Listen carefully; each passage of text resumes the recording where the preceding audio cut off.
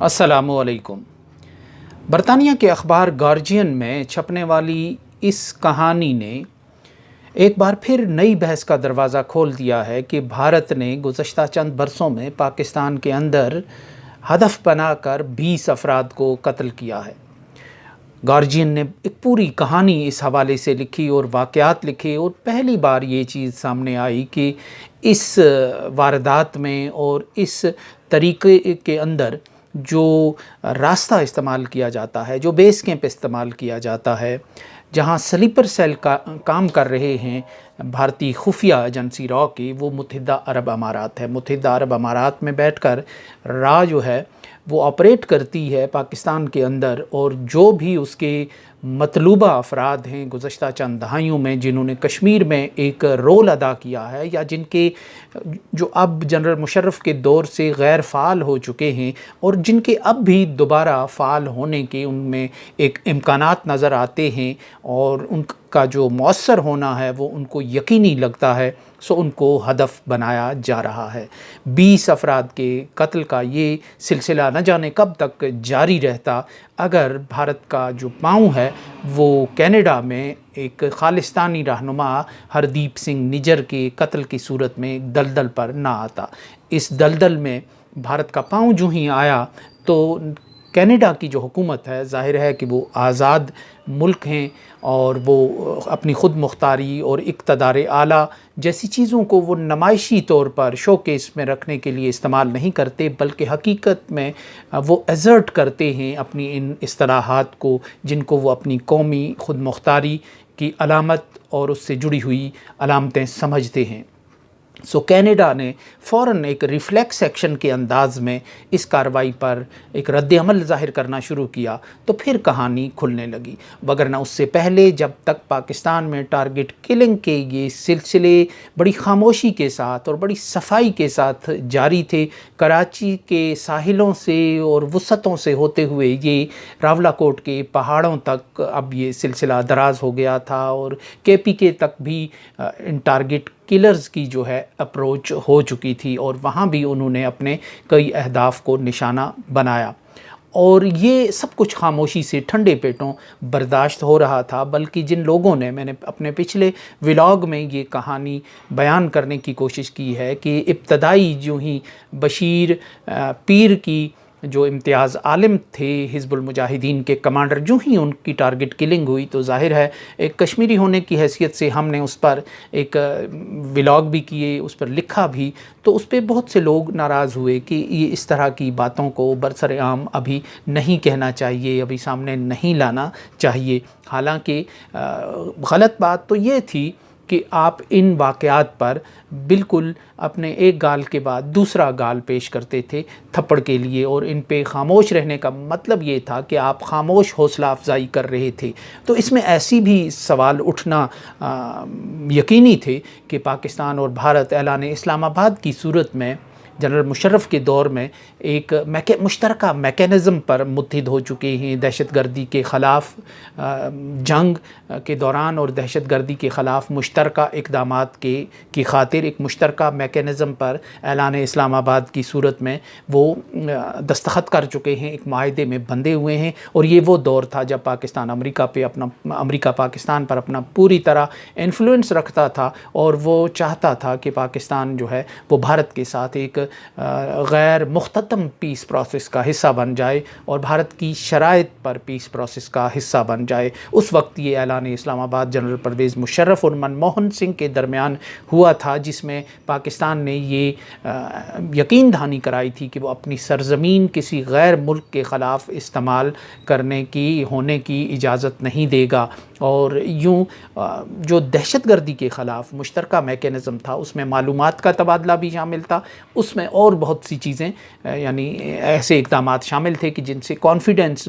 Blood ہو بھارت کا، کہ وہ اس کو اندازہ ہو کہ پاکستان اس کے خلاف دہشت گردی کے اقدامات نہیں کر رہا یا اس کی حوصلہ افزائی نہیں کر رہا۔ سو اس پس منظر کے ساتھ پھر سوال اٹھ سکتے تھے، اور ایک ہیجان اور بے چینی پاکستانی سوسائٹی میں پیدا ہو سکتی تھی کہ کہیں یہ آپ اس کو ایک سیف پیسیج تو نہیں دے رہے دشمن کو اپنے اندر آ کر کارروائیوں کا۔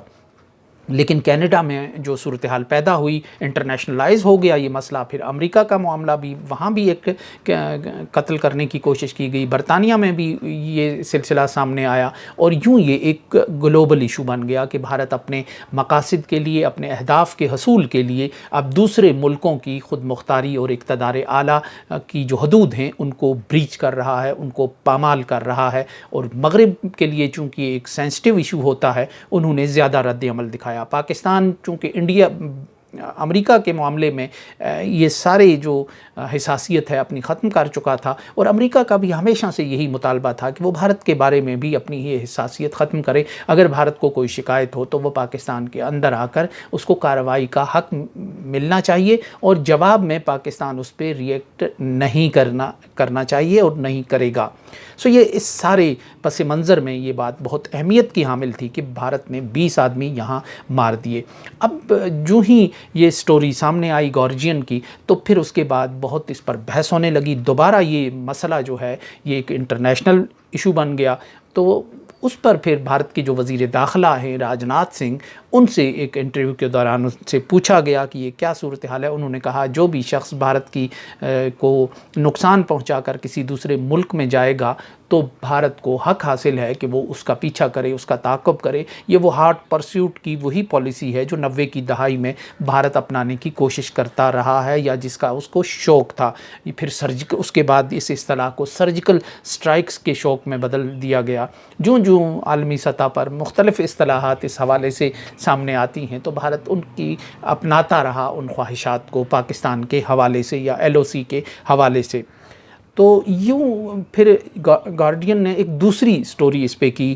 راجناتھ سنگھ کے اس بیان کے بعد کہ بھارت جو ہے وہ تسلیم کرنے کے قریب تر ہے کہ اس نے اپنی حدود سے باہر نکل کر پاکستان کے اندر ماورائے عدالت قتل کیے ہیں، یعنی ان 20 افراد کو مارنے کی منصوبہ بندی کی، ان کے احکامات کی اور اس کے لیے وسائل فراہم کرنے کی، وہ سارا جو ایک سلسلہ ہے اس کو بھارت پوری طرح اونرشپ دینے کے لیے اب اس جانب بڑھ رہا ہے۔ یعنی یہ بھارت کا بڑھتا ہوا اعتماد اور خود اعتمادی ہے کہ اب وہ اس بات پر کوئی شرمندگی محسوس نہیں کر رہا کہ اس نے کسی ملک کی اقتدار اعلیٰ کی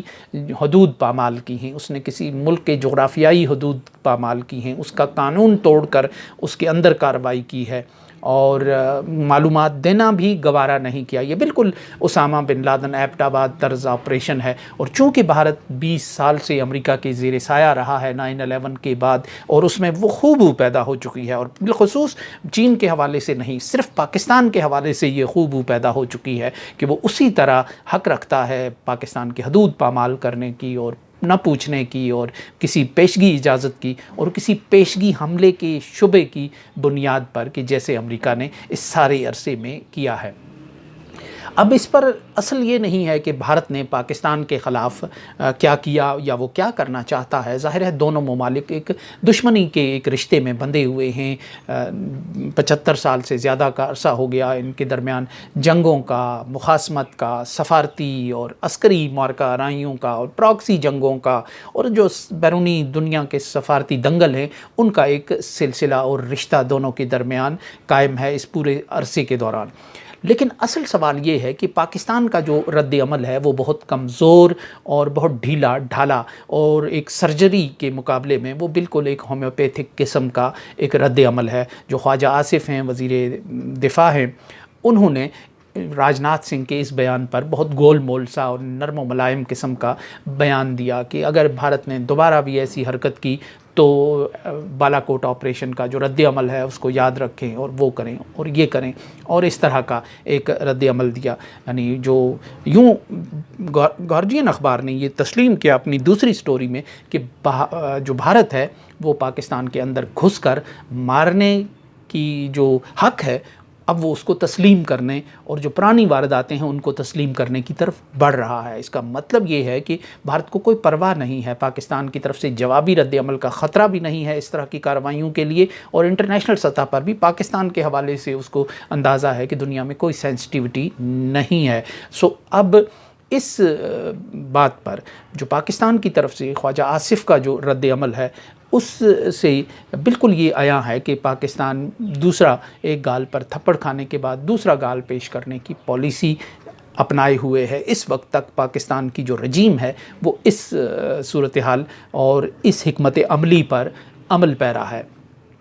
اور یوں یہ واضح ہو رہا ہے کہ پاکستان ایک دفاعی پوزیشن میں جا رہا ہے بھارت کے مقابلے میں۔ وہ آنکھوں میں آنکھیں ڈال کر جو بات کرنے کی اور جواب دینے کی، ترکی بترکی جواب دینے کی جو حکمت عملی ہے اس سے اس کو پیچھے ہٹایا جا رہا ہے یا ہٹایا گیا ہے۔ اب حملہ صرف وہی نہیں ہوتا کہ جو فضائی حملہ ہو جس میں جہاز آ کر آپ کے حدود کو پامال کریں، آپ کے ریڈار کو دھوکہ دے کے اندر آئیں اور کوئی کارروائی کریں، بلکہ خود مختاری کو پامال کرنے کا یہ بھی طریقہ ہے کہ جو کیا گیا کہ جس طرح بیرونی سرزمین کو استعمال کیا گیا پاکستان میں کارروائیوں کے خلاف اور لوگوں کو ہدف بنا کر قتل کیا گیا، جس سے پاکستان کے قانون کی بھی خلاف ورزی ہوئی، اس کے آئین کی بھی ہوئی، اس کی سرحدوں کی بھی ہوئی اور اس کے اقتدار اعلیٰ کی بھی خلاف ورزی ہوئی۔ تو اس پر جو اصل مدعا تھا، جو اصل مسئلہ تھا وہ یہ تھا کہ ان 20 افراد پہ بات کرنی تھی۔ وہ یہ نہیں تھا کہ کوئی بالا کوٹ طرز کا آپریشن آئے گا یا بھارت کے جہاز آئیں گے تو اس صورت میں کیا رد عمل ہوگا، بلکہ یہ تھا کہ اگر ایسی کارروائیاں پاکستان کے اندر جاری رکھتا ہے بھارت تو پاکستان کا کیا رد عمل ہوگا۔ اس بات کو صفائی کے ساتھ خواجہ آصف گول کر گئے ہیں اس سارے معاملے میں۔ تو یہ ساری ایک صورتحال ہے۔ اب بی بی سی نے بھی اس پہ ایک سٹوری کی ہے کہ انڈیا کے پاکستان میں گھس کر مارنے کے بیانات انتخابی نعرے یا موساد کی طرز پر ایک نئی حکمت عملی کا اشارہ ہیں۔ اس سٹوری میں جو پاکستانی حکام ہیں یا دفتر خارجہ ہیں ان کا یہ کہنا ہے، یا جو پاکستان کے بعض تجزیہ نگار ہیں، کہ ماضی میں کی طرح انڈیا میں عام انتخابات 2024 سے قبل اس طرح کے بیانات سے انتخابی فائدہ حاصل کرنے کی کوشش کی گئی تھی، لیکن حقیقت یہ ہے کہ پاکستان کے جو حکام ہیں یا تجزیہ نگار ہیں وہ آنکھیں چرا رہے ہیں، وہ کبوتر کی طرح خطرے کو دیکھ کر آنکھیں بند کر رہے ہیں۔ یہ بھارت کی بالکل سوچی سمجھی پالیسی ہے اور مستقل پالیسی ہے۔ یہ انتخابی پالیسی ہوتی تو اس کو نظر انداز کیا جا سکتا تھا کہ انہوں نے ہندو ووٹر کو اٹریکٹ کرنا ہے۔ ہندو ووٹر جتنا اٹریکٹ ہونا تھا وہ نریندر مودی کے گرد جمع ہو چکا ہے، ان کے ہندو پرستانہ، ان کے قوم پرستانہ نعرے کی بنیاد پر وہ ان کے گرد جمع ہو چکا ہے۔ اب اس میں مزید کوئی گنجائش باقی نہیں رہی ہے، لیکن یہ انتخابی نعرہ نہیں ہے، یہ بھارت کی ریاست کا ایک مائنڈ سیٹ بنا دیا گیا ہے۔ اور یہ مائنڈ سیٹ ہے کیونکہ راجناتھ سنگھ کا کون سا دن ہے کہ جس دن وہ انہوں نے نہیں کہا کہ آزاد کشمیر ہمارا تھا، ہمارا ہے، ہمارا رہے گا اور ہم اس کو حاصل کر کے رہیں گے، ہم اس طرح حاصل کریں یا اس طرح حاصل کریں، آزاد کشمیر ہمارا ہے اور اس طرح کی یا ہم گھس کر ماریں گے۔ کوئی دن ایسا نہیں گزرتا جب راجناتھ سنگھ نے اس ریجن کا دورہ کیا ہو اور وہاں اس نے اس طرح کی دھمکیاں نہیں دی ہوں پاکستان کو۔ تو اس کا مطلب یہ ہے کہ یہ بھارت کی ایک اسٹریٹجک ڈاکٹرین ہے کہ وہ پاکستان کے اندر گھسے گا، پاکستان کی سرحدوں کو، اس کی خود مختاری کو بے وقت کرے گا اور آزاد کشمیر پر وہ مستقل اپنی نظریں جمائے ہوئے ہے۔ جس اعتماد کے ساتھ پچھلے دنوں راجناتھ سنگھ نے یہ بات کی کہ آزاد کشمیر ہمارا ہے، ہمارا تھا، ہمارا رہے گا، تو وہ اعتماد بھی بہت ایک الارمنگ ہے کہ اس اعتماد کا وہ مظاہرہ کر رہے ہیں، تو کیا ان کو کوئی تھپکی موجود ہے؟ تو یوں یہ ایک نئی صورتحال بنتی ہوئی نظر آ رہی ہے۔ اس میں چند ایک بھارت کے تجزیہ نگار ہیں جو بھارت کو یہ سمجھا رہے ہیں کہ آپ ایسا نہ کریں۔ ابھی بھی گو کہ امریکہ ایک قیدو کی صورت میں پاکستان اور اب چائنا کے رشتے میں کود پڑا ہے، لیکن ابھی بھی پاکستان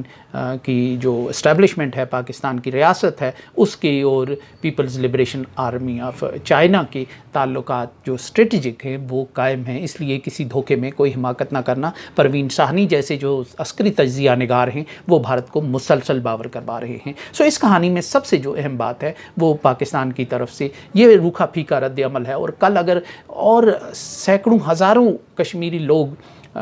پاکستان کے اندر ہے تو اگر کل یہ سلسلہ دوبارہ دراز ہوتا ہے تو کیا پاکستان پھر بالا کوٹ طرز کے آپریشن اور جہازوں کے آنے کا انتظار کرے گا کسی رد عمل کے، یا وہ سختی سے بھارت کا ہاتھ پکڑے گا، اس کو دھتکارے گا اور اس کو توڑنے کی کوشش کرے گا؟ یہ اب ایک ایسا سوالیہ نشان ہے جو پاکستان کا ہر آدمی، ہر عام شہری اور سیاسی سوجھ بوجھ رکھنے والا کوئی بھی شہری سوچنے لگا ہے۔